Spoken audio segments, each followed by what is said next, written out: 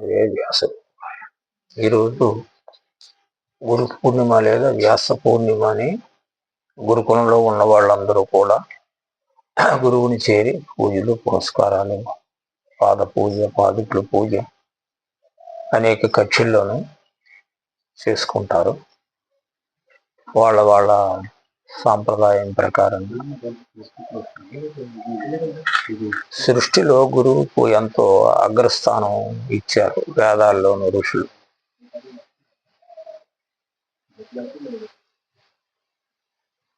వ్యాసుడు అవతరించి వేదాలకు వ్యాసం రాశారు. వేద వ్యాస అంటే వేదము మొదట ఉన్నది వేదము, తరువాత వేదములు. ఇప్పుడు ద్వాపర యుగంలోనూ వ్యాసుడు అవతరించి విభాగం చేశాడు. వేద వ్యాస అంటే వాటికి విభాగం చేశాడు. ఒకటిగా ఉన్న దాన్ని 4గా విభాగం చేసి జైమిని, సుమంతుడు, ఫైలుడు, వైశంపాయనుడు అన్నటువంటి 4 శిష్యులకు ఆ 4 వేదాలు అప్పచెప్పి 4 పీఠాలు పెట్టి 4 దిక్కుల ఈ వేదాలను మీరు ప్రచారం చేయని చెప్పి అప్పచెప్పాడు శిష్యులకు. దాన్ని గురు పరంపర అంటారు. అంటే అక్కడ నుండి గురువులు దీన్ని పోషించుకొస్తూ వచ్చారు. అది ద్వాపర యుగం నాడు ఈ వేదాన్ని, ఒకటిగా ఉన్నదాన్ని రానున్న కాలంలో అల్పాయుష్లు, రోగగ్రస్తులు, ఒకటిగా ఉంటే చదువుకోలేరని చెప్పి దాన్ని 4గా విభాగం చేసి 4 శిష్యులకు అప్పచెప్పి 4 పీఠాలు పెట్టి ఎంతో పరిశ్రమ చేశారు వ్యాసుడు. వ్యాసో నారాయణ హరి, వ్యాసాయ విష్ణు రూపాయ విష్ణువే వ్యాస. మహావిష్ణువే వ్యాసుడి రూపంలో అవతరించి జగద్గురువుగా వ్యవహరించి ఆ వేదాన్ని 4 శిష్యులకు పంచిపెట్టి ఈ వేదాలను మీరు ప్రచారం చేయండి అని అప్పచెప్పి ఆయన అవతరించి సమాజానికి ఎంతో ఉపకారం చేశారు. సాక్షాత్ ఆ మహావిష్ణువే వ్యాసుడుగా అవతరించారు.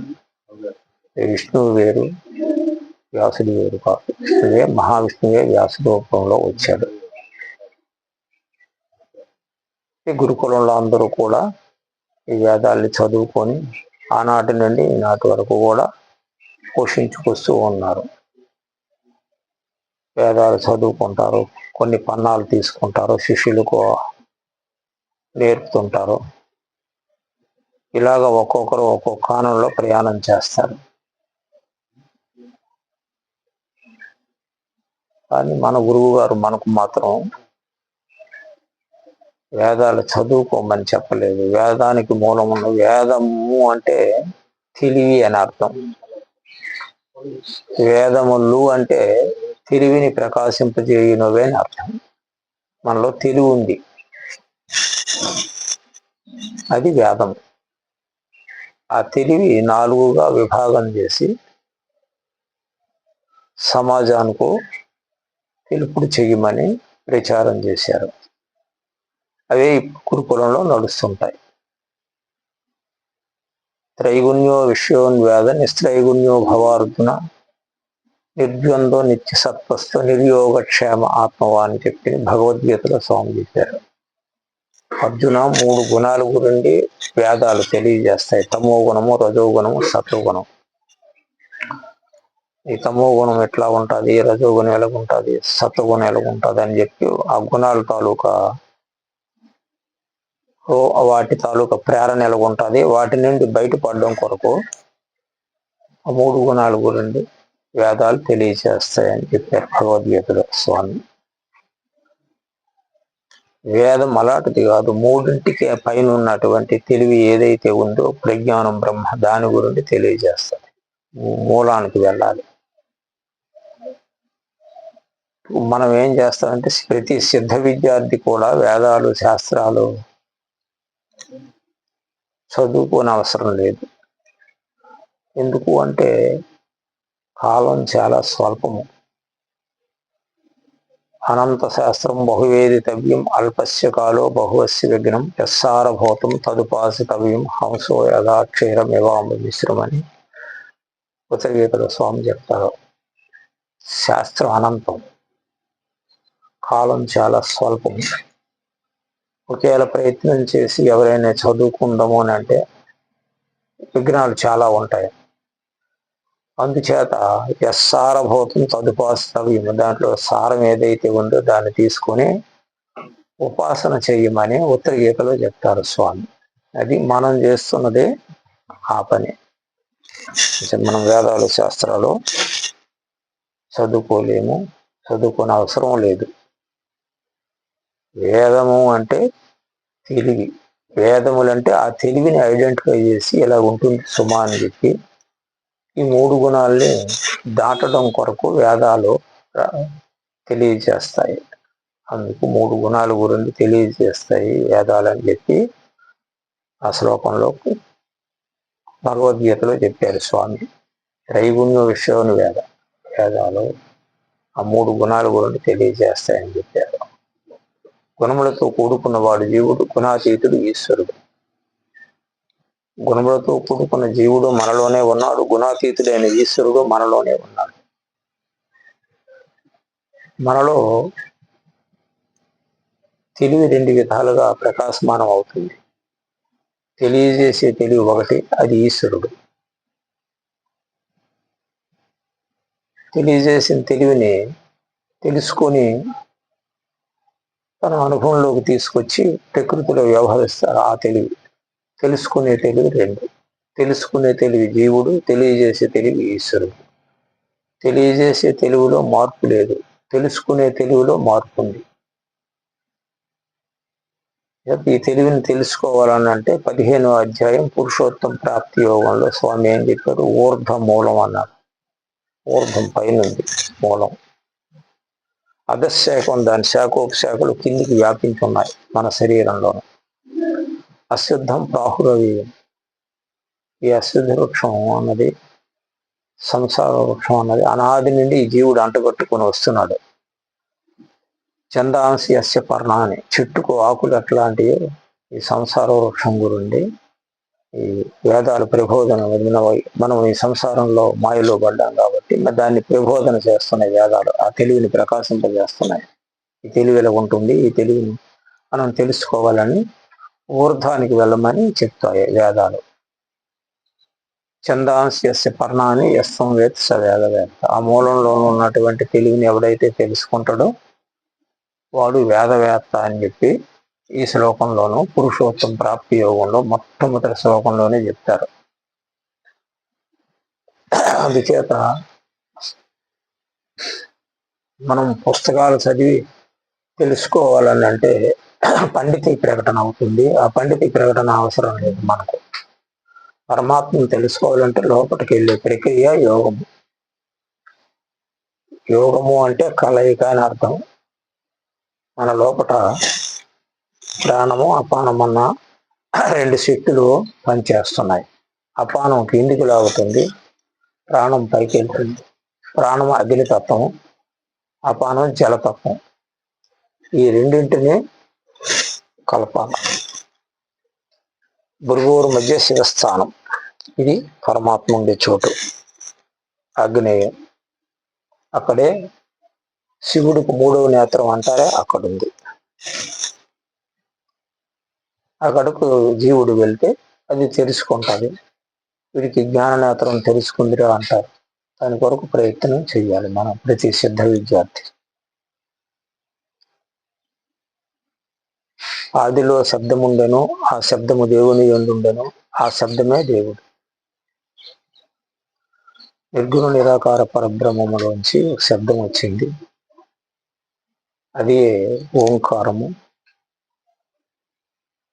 ఆ ఓంకారంలోంచి వేదాలు శాస్త్రాలు అన్ని రచింపబడ్డాయి. అదే స్వరము అంటే శబ్దం. స్వరే వేదాస్తు శాస్త్రాన్ని, స్వరమే వేదాలు శాస్త్రాలు. స్వరే గాంధర్వ మొత్తము, స్వరమే రహస్యమైనటువంటిది, ఉత్తమమైనటువంటిది. స్వరస్వరూపుడు ఈశ్వరుడు. మనం చేస్తున్నది స్వర విద్య. సిద్ధ విద్య అంటే స్వర విద్య. ఏదైతే ఆదిలోను నిర్గుణ నిరాకార పరబ్రహ్మంలోంచి వచ్చినటువంటి స్వరం ఉందో ఓంకారము, దానినే మనం అభ్యసిస్తుంటాం. మనం సిద్ధ విద్యార్థి, ప్రతి సిద్ధ విద్యార్థి కూడా స్వరాన్ని అభ్యసిస్తున్నారు. అదే వేదాలు శాస్త్రాలు. ఆ స్వరం చేతనే వేదాలు శాస్త్రాలు ప్రోక్తంటే రచింపబడ్డాయి. కాబట్టి ఆ స్వరాన్ని పట్టుకొని మనము సాధన చేయాలి. సాధన చేస్తే మూలంలోకి వెళ్తాం. యో వేదాదో స్వరప్రోక్తో, వేదాలకు ఆదిలోనూ అంత్యంలోనూ ఆ స్వరమే ఉంది. ఆ స్వరం చేతే వేదాలు రచింపబడ్డాయి. వేదాంతేశ ప్రతిష్ట, వేదాంతం అంతా కూడా స్వరంలోనే ఉంది. అంటే ఇప్పుడు మనం చేస్తున్నటువంటి స్వరంలోనే వేదాంతం అంతా ఇమిడింది, నిక్షిప్తమై ఉంది. తస్య ప్రకృతి లీనస్య, ఈ ప్రకృతి అంతా కూడా స్వరంలోనే లీనమై ఉంది. స మహేశ్వర, ఆ స్వర విద్యను ఎవడైతే సంపూర్ణంగా అభ్యసిస్తాడో, తెలుసుకుంటాడో వాడే మహేశ్వరుడని స్వరజ్ఞాన ప్రదీపులో చెప్పారు మహర్షులు. అందుచేత మనం చేస్తున్నటువంటిది స్వర విద్య. దీన్నే సిద్ధ విద్య అని, అజప గాయత్రి అని, కుండలిని యోగం అని, హంస మంత్రం అని అనేక పేర్లు పెట్టి మన ఆర్యులు ఒక్కానించారు. ఏదైనా మనం పట్టుకోవాల్సింది ఆ స్వరాన్నే పట్టుకోవాలి. అది ప్రాణ విద్య అన్నారు. కుండలియాం సముద్భూతం గాయత్రి ప్రాణధారిణి, ప్రాణ విద్య మహావిద్య యస్తం వేత్ స వేదవేత్త అన్నారు. కుండలిని శక్తి జగన్మాత, ఆది పరాశక్తి అని ఏవో పేర్లు పెట్టి ఉపాసన చేస్తుంటారు ఉపాసకులు. కుండలిని శక్తి అది నిద్రాణమైంది జగన్మాత. అందుకు మనకు తెలివి ప్రకాశమానం కాలేదు. తెలివి కావాలని అనుకుంటే ఆ నిద్రాణమై ఉన్న కుండలిని శక్తిని ఊర్ధముఖంగా తిప్పి అభ్యాసం చెయ్యాలి. ఈ సృష్టి అంతా కూడా కుండలిని శక్తిలోంచి వచ్చింది. గాయత్రి ప్రాణధారణ, అదే గాయత్రి. ప్రాణాన్ని ఏదైతే ధరించిందో, విశ్వాన్ని ఏదైతే భరించిందో, విశ్వాన్ని సృష్టి స్థితి లయములు దేనిలో జరుగుతున్నాయో అది గాయత్రి. గాయత్రి వేదమాత. ప్రాణధారిణి అన్నారు, ప్రాణాన్ని ధరించింది. మన ప్రాణం ఉంటేనే మనం ప్రజ్ఞ. ప్రాణం లేకపోతే ఈ బాడీ పనిచేయదు. అందుచేత ప్రాణ విద్య మహావిద్య అన్నారు. ఏది మహావిద్య అన్నారు? ప్రాణ విద్యనే మహావిద్య అన్నారు. యస్తం వేత్స వేదవేత్త, ఆ ప్రాణ విద్యను ఎవరైతే తెలుసుకుంటారో వాళ్ళు వేదవేత్తట. అంటే వేదాలు చదువుకుంటే చదువు కాదు, తెలుసుకుంటే తెలివని దీన్ని బట్టి అర్థం అవుతుంది.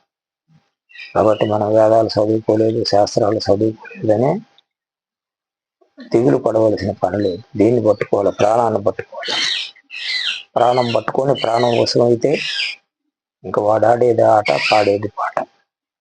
ప్రాణ విద్య మహావిద్య. ఏది మహావిద్య? ప్రాణ విద్య. వేదవేత్త ఎవడు? యస్తం వేత్స వేదవేత్త. ఆ ప్రాణ విద్యను ఎవడైతే తెలుసుకుంటాడో అమూలాగ్రంగా ప్రాణ విద్య గురుండి ప్రాణాన్ని వశం చేసుకుంటాడో అది మహావిద్య. వాడు వేదవేత్త అంటున్నారు. అంటే ఆ తెలివిని తెలుసుకుంటాడు. వేదాలు చదువుకునే చదువు కాదు, తెలుసుకునే తెలివి. అందుకు వేదము అన్నారు, వేదములు అన్నారు. వేదం ముందు, వేదముల తరువాత. వ్యాసుడి కాలంలోనూ విభాగం చేసాను, ఇప్పుడు చెప్పుకున్నాం కదా. అంచేత ఆ తెలివి గురుండి అవి తెలియజేస్తాయి. ఆ తెలివి మరలు ఎలా ఉంది, దాన్ని ఎలా పొందాలన్నటువంటిది వేదాలు తెలియజేస్తాయి. అందుకు వేదాలు ముగిస్తే వేదాంతం ప్రారంభం అవుతుంది. వేదాంతం అంటే యథార్థం ప్రారంభం అవుతుంది. వేదాల్లో ఉన్నంత వరకు 3 గుణాలు గురిండే వేదాలు తెలియజేస్తుంటాయి. అందుచేత మనం తెలివిని తెలుసుకోవడం కొరకు ప్రయత్నం చేస్తున్నాం ప్రతి సిద్ధ విద్యార్థి.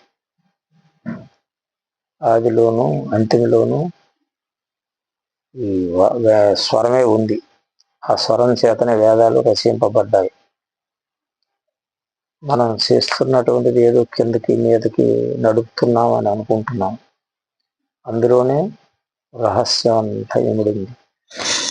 చూడండి, ఇప్పుడు మనము ఏదో చేస్తున్నారు, మనం మాట్లాడుతుంటే అట్లో టేప్ అవుతుంది. అలాగే మనం ఈ స్వర విద్యను చేస్తూ ఉంటే, ఊర్ధానికి ప్రాణం పోతూ ఉంటే సందేహం నివారణ అవుతుంది. అంటే సంశయాత్మ వినస్థితి అని ఉంది. ఎవరికైతే సంశయాలు ఉంటాయో వాళ్ళు ముందుకు పోలేరు, వినాశానికి దారి తీస్తుందట. సందేహం ఉండకూడదట. సందేహం నివారణ చేసుకోవాలి. సంధి ప్లస్ దేహం సంధి. ఎప్పుడైతే సంశయం ఉందో వాళ్ళు జన్మకు వస్తూనే ఉంటాడు. సందేహం ఎప్పుడైతే నివారణ అయిపోయిందో వాడు జన్మకు రాడు. అందుచేత ఈ స్వర విద్యని మనము అతి గుప్తంగా మనోవాక్కాయముల ద్వారా అభ్యాసం చెయ్యాలి. మనస్సులోను నిరంతరం కూడా పట్టుగా అభ్యాసం చెయ్యాలి. మనస్సులో సంకల్పించుకొని వాక్కు ద్వారా, మనస్సు ద్వారా, కాయం ద్వారా, త్రికరణములు ద్వారా ఈ విద్యను అభ్యసించాలి. కాయాన్ని శుద్ధి చేసుకోవాలి, వాక్కును శుద్ధి చేసుకోవాలి, మనస్సును శుద్ధి చేసుకోవాలి. శుద్ధి చేయాలంటే ప్రాణాయామం తప్పితే ఇంకొక మార్గం లేనే లేదు. మనస్సు శుద్ధి అయ్యే ప్రక్రియ ప్రాణాయామం. అందుకు గీత మహత్యంలోనూ గీతాధ్యయనశీలస్య, గీతను ఎవరైనా అధ్యయనం చేయాలంటే ప్రాణాయామం చేయాలని. నైవిసంతి పాపాన్ని, అనేక జన్మల్లో చేసినటువంటి పాపాలన్నీ కూడా భస్మీపట్నం అయిపోతాయట. పూర్వజన్మ కృతాన్ని అయిపోతాయి. పూర్వజన్మల్లో చేసిన పాపాలన్నీ కూడా భస్మం అయిపోతాయి ప్రాణాయామం ద్వారా. కొండంత దూది పెట్టి చిన్న నిప్పు కనుక అంటిస్తే భస్మం అయిపోయినట్టుగా మనం ఈ ప్రాణాయామాన్ని కరెక్ట్గా మనోవాక్కాయముల ద్వారా త్రికరణ శుద్ధిగా అభ్యాసం ఎవరైతే చేస్తారో వాళ్లకు ఆత్మానుభూతి కలుగుతుంది. కట్టకడకు ముక్తి మోక్షం అనేది దొరుకుతుంది. ప్రాణాయామం చేస్తుంటే మనస్సు శుద్ధి అవుతుంది. అందుకు మనం చేసే ప్రాణాయామం ద్వారా మనస్సు శుద్ధి అయి ఆత్మానుభూతి కలుగుతుంది. కట్టకడకు బాగా చేసినప్పుడు ప్రాణం వశమైతే ముక్తి మోక్షం అంటే ఏంటో వారికి తెలుస్తుంది. రాజ్యాది మోక్ష పర్యంతం సమస్త యావ సంపద. ఈ విద్య చేస్తే ఏటి వస్తుందని మనం అనుకుంటే వశిష్ఠుడు చెప్తున్నాడు రాముడితో, రామ, ఈ యోగాన్ని బాగా ఎవరైతే చేస్తారో రాజ్యము మోక్షము, కడపడదైనటువంటి మోక్షము, సమస్త యావ సంపద, అన్ని సంపదలు వాడి దగ్గర ఉంటాయట ఈ విద్య చేసిన వాడి దగ్గర. దేహ అనిల విధేయత్వ సాధ్య సర్వస్వ రాగం. ఈ దేహంలో ఉన్న అనిలం అంటే ప్రాణవాయువు ఎవరికైతే స్వాధీనం అవుతుందో వాడికి సాధ్యం కానిది అంటూ ఒకటి లేదు రామ అని వశిష్ఠుడు రాముడితో చెప్తున్నాడు. చెప్పేది బ్రహ్మ ఋషి, వినేది అవతార పురుషుడు. అంచేత అటువంటి విద్యని మనం అభ్యసిస్తున్నాము. ఏమరపాటు లేక, సోమరతనం లేక మన గురుదేవులు మనకు చెప్పినటువంటి విద్యని ఎవరైతే భక్తి శ్రద్ధలతో ఆచరిస్తారో కడపడతైన మోక్షం దొరుకుతుంది. ఈ జీవితంలో కావలసినవన్నీ నీ చుట్టూ ఉంటాయని చెప్పి ఈ శ్లోకంలోనూ వశిష్ఠుడు రాముడితో తెలియజేశాడు. వాయువు అన్నటువంటి దాన్ని ఎప్పుడైతే స్వాధీనం చేసుకుంటాడో మనస్సు స్వాధీనం అవుతుంది. మనస్సు స్వాధీనం అయితే ఇంద్రియాలు స్వాధీనం అవుతాయి. ఇంద్రియాలు స్వాధీనం అయితే ఇంద్రియాతీతుడు అవుతాడు. ఇంద్రియములు రోసి ఈసుని చూడరా అంటారు యోగి వేమన్న. ఇంద్రియాదులు ఎందు రోత కలగాలి. శబ్దస్పర్శ రూపరసగంధం అన్నటువంటి జ్ఞానేంద్రియ పంచకం ద్వారా మనం బయటకు వచ్చేస్తున్నాం. ఈత పంచక బీజంతో కుండలియం తదాంతరే, కుండలిని శక్తి లోపల ఉన్నటువంటి ఆ జగన్మాత ప్రాణవాయు రూపంలోనూ శబ్దస్పర్శ రూపరసగంధం అన్నటువంటి ఇంద్రియాదుల ద్వారా బహిర్ముఖంగా స్పందన కలిగి బయటకు వచ్చి మననాత్ మనయుక్త్యా సంకల్పం చేస్తే మనస్సు అవుతుంది. బోధాత్ బుద్ధిరీతి స్మృత, బోధ కలిగి ఉంటే బుద్ధి అవుతుంది. ఆ బుద్ధి ద్వారా ఇంద్రియాదుల ద్వారా బహిర్ముఖంగా వచ్చేస్తున్నాడు. అందుచేత ఈ కుండలిని శక్తిని ఎవరైతే ఊర్ధముఖంగా తిప్పి అభ్యాసం చేసి ఈ ప్రాణ విద్యని, ప్రాణాన్ని వశం చేసుకుంటారో ఇంద్రియాతీతులు అవుతారు. దీనికి మినహా ఇంకొక విద్య లేనే లేదు. లేదని ఎవరు చెప్పారు? మహర్షులే చెప్పారు. నానావిధ విచార ఇస్తున్న సాధ్యం జాయితే మనః తస్మాత్ తస్య జయోపాయం ప్రాణయావహి నా అన్యద తర్కై జల్పయ శాస్త్రజాల యుక్తి మంత్రం భాషయం నరసో జాయితే ప్రాణం సిద్ధోపాయం వినావిధి ఉపాయం తమ విజ్ఞేయం యోగ మార్గేణ ప్రవర్తత అని త్రిశిక బ్రాహ్మణ ఉపనిషత్తులో చెప్పారు. ఎన్ని విధాలుగా విచారణ చేసినప్పటికీ కూడా ఈ ప్రాణం స్వాధీనం కాదు. అని చెప్తుంది ఈ మంత్రం ఉపనిషత్తు. ఎన్ని విధాలుగా విచారణ చేస్తుంటారు భక్తి జనులు. అవదట ఎన్ని విధాలుగా విచారణ చేసే ప్రాణం వశం కాదట. మనస్సు వశం కాదు. ప్రాణం వశం కాబట్టి మనస్సు వశం కాదు. మనస్సుకు ప్రాణానికి విడదీయని సంబంధం ఉంది అని తెలుసుకోలేకపోతున్నారు జనాలు. ప్రాణం వశం అయితే మనస్సు వశం అవుద్ది, మనస్సు వశం అయితే ప్రాణం వశం అవుద్ది. అందుచేత మన ప్రయత్నం అంతా కూడా ప్రాణం మీద పెట్టాలా, మనస్సు మీద పెట్టాలి. ఏదో ఒకటి వశం అయితే రెండు వశం అయిపోతుంది.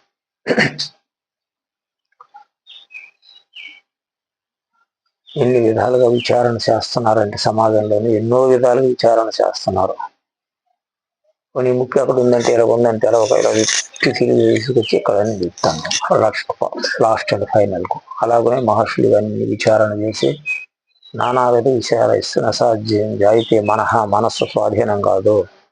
తర్కై జల్పై శాస్త్రజాలై యుక్తి మంత్రం భేషజయం నవసో జాయితే ప్రాణం.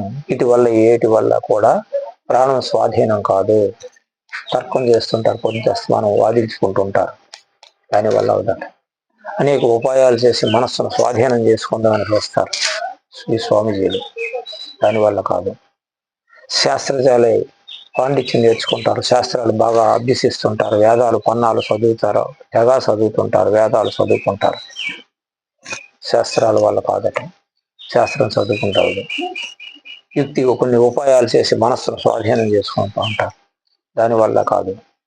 మంత్రం గురువు దగ్గరికి వెళ్ళి మంత్రం నేర్చుకుంటారు, మంత్రం జపం చేస్తారు, దానివల్ల కాదట. భేషజయం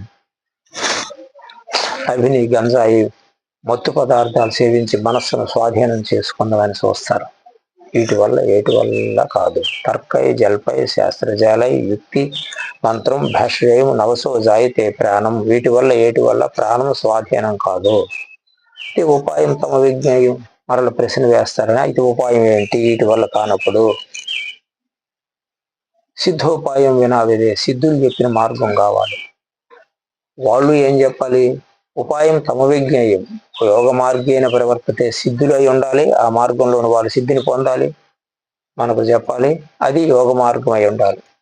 సిద్ధులు చెప్పినప్పుడు వాళ్ళు సిద్ధిని పొంది ఉండాలి, మనకు చెప్పాలి. ఈ ఉపాయం తమ విజ్ఞేయం, ఆ ఉపాయం కూడా ఏమై ఉండాలి? యోగ మార్గేన ప్రవర్తతే, యోగ మార్గం అయి ఉండాలంట అని చెప్పి త్రిశిఖ బ్రాహ్మణోపనిషత్తులో మహర్షులు ఈ శ్లోకంలో చెప్పారు.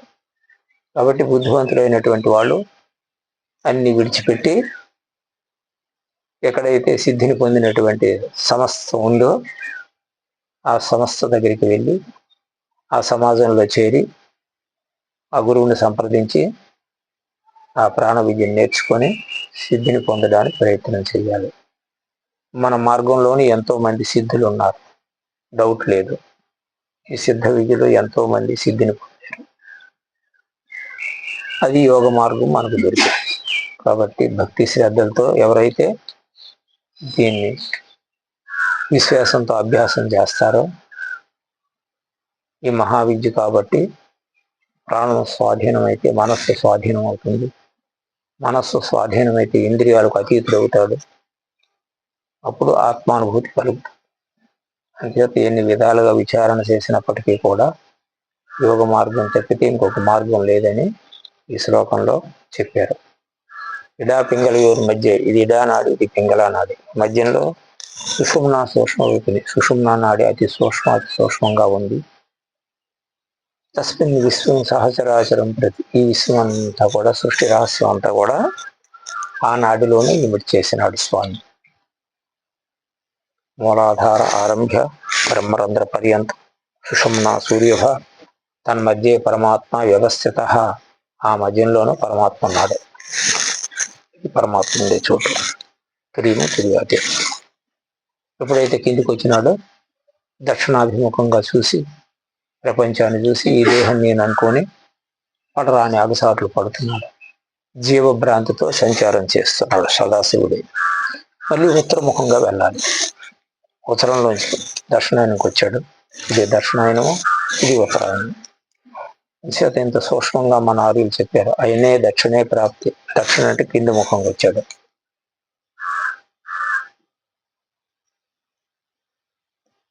జీవశాది సదాశివ, వాడు జీవుడు కాదట, సదాశివుడేనట.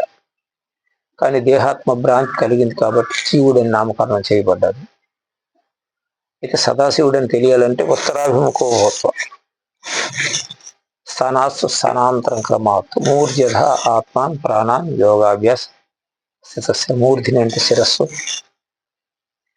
యోగా అభ్యాసం ద్వారా మనం చేస్తున్న సాధన ద్వారా స్థానాస్తు స్థానాంతరం క్రమాత్ నిద్రావస్థలోనున్న జీవుణ్ణి స్వప్నావస్థలోనున్న జీవుణ్ణి జాగృత అవస్థలో ఉన్న జీవుని తురియ స్థానంలోనికి తీసుకెళ్ళి అక్కడ లయం చేయాలి. అదే 3 స్థానాలు దాటాలి. స్థానాస్తు స్థానాంతర క్రమాత్తు మూర్ధ్యధ అంటే శిరస్సులోకి తీసుకెళ్ళాలి జీవుడిని. అప్పుడు జీవుడు ఉండడం. ఆత్మాన్ ప్రాణాన్ యోగాభ్యాస తీర్థశరణత సాధన ద్వారా శరణం లేకుండా స్థితప్రజ్ఞ లక్షణాలని సంపాదించుకోవాలి. మనం ఒక నాసిక ఎవరి మధ్య, నాసికం అంటే ముక్కుకు మధ్యలోను ముఖంలోను ప్రాణం సంచరితే సదా, ప్రాణం సదా సంచారం చేస్తూనే ఉంది. ఆకాశం పిబతి ప్రాణం, ఆ ప్రాణం ఆకాశతత్వంలో ఎప్పుడైతే లయమైపోయిందో, పిబతి అంటే త్రాగుట, మనం సాధన చేస్తూ ఉంటే బయటకు వచ్చేది తగ్గిపోయి ఆకాశతత్వంలోనూ గాలి లయమైపోతుంది. సజీవం కానజీవతిగా అర్జున జీవుడు ఎక్కడున్నాడని అడిగారు ఉత్తర గీతలో. అందుచేత ఆ మేరకు సాధన చేసిన వాళ్ళకి ఈ విషయాలన్నీ అనుభూతికి వస్తాయి. మనం చేస్తున్న సాధన సామాన్యమైనటువంటిది కాదు. దీని తర్వాత సాధన లేదు అని ఉత్తర గీతలోని కృష్ణుడు సుషుమ్న నాడిలో సాధన చేయమని చెప్తారు. అది చేసిన వాడికి ఇతరత్ర సాధనలతో పని లేదని కూడా చెప్పేశారు.